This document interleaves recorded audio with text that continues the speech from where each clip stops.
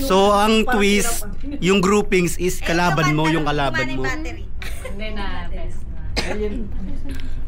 So, yung groupings, yun yung kalaban mo pala. So, group 2, tayo magkakalab.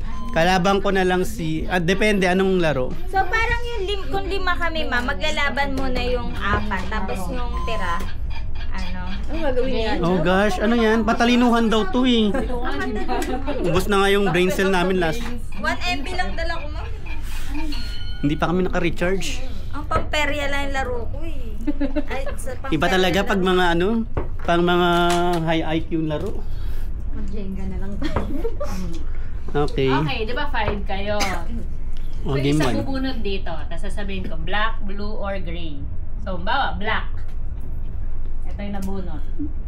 Things at party. So, magbabanggit kayo ng things at party na nag-i-start with letter R. Radio. Okay.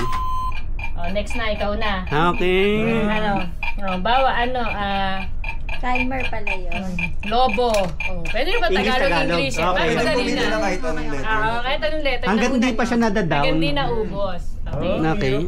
After yung pindutin, ay pagkatapos nyo magsalita, pipindutin nyo para tatakbo yung next timer sa kabila. Paano pag naubos yung clock na yan? Talo na siya. Ay, pag ito lahat? Hindi, I mean yan. Kung natapos na yan. Wala siya nasagot. Talo na siya. Oh, talo na siya. Okay.